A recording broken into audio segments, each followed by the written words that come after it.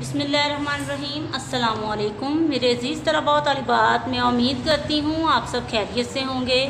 बेटा, आज हम पढ़ेंगे अपनी दरसी किताब की नज़्म आंधी की नसर व तशरीह। इस नज़्म के शायर का नाम है नज़ीर अहमद शेख। ये एक मज़ाहिया नज़्म है और नज़्म में शायर ने बड़ी मज़ाहिया अंदाज में शायरी की है। अब हम अशार की नसर व तशरीह की तरफ चलते हैं। बेटा, आज हम पढ़ेंगे अपनी नज़्म के शेर नंबर 3 और 4 की नसर व तशरीह। शेर नंबर 3।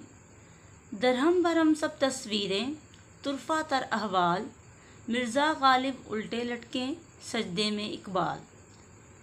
दरहम भरम नीचे ऊपर उलट पलट, तुरफ़ा तर ज़्यादा अजीब, अहवाल हालात, नसर। सब तस्वीरें दरहम भरम हो गई हैं, इतने अजीब अहवाल हैं कि मिर्ज़ा गालिब उल्टे लटके हुए और इकबाल सजदे में हैं। तशरीह। इस शेर में शायर बड़े मज़ाहिया अंदाज में आंधी के आने के बाद तस्वीरों के हालात बयान करते हुए कहता है कि तेज़ आंधी की वजह से सब तस्वीरें उलट पलट जाती हैं और हालात बहुत ज़्यादा अजीबो गरीब हो जाते हैं। तस्वीरों को देखकर बेसाख्ता हंसी आ जाती है, क्योंकि तस्वीरों में मिर्ज़ा गालिब उल्टे लटकते और इकबाल सजदे में दिखाई देते हैं। शेर नंबर 4।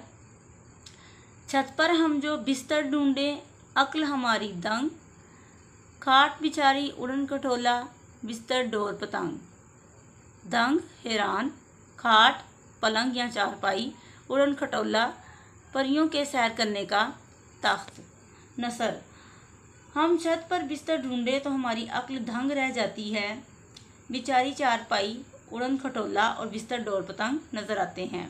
तशरीह। इस शेर में शायर नज़ीर अहमद शेख तंज़ो मज़ाक करते हुए कहते हैं कि आंधी आने के बाद छत का मंजर भी बिल्कुल बदल जाता है। अगर बिस्तर ढूंढने जाओ तो हम ये देख कर हैरान परेशान हो जाते हैं, क्योंकि चारपाई उड़न खटोले यानी परियों के सैर करने वाले तख्त की तरह हवा में सैर करती हुई नज़र आती है और बिस्तर भी फ़िज़ा में डोर और पतंग की तरह लहरा रहे होते हैं।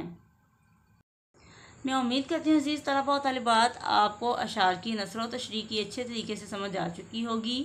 तमाम तलबा इसको लिखें और याद करें। शुक्रिया।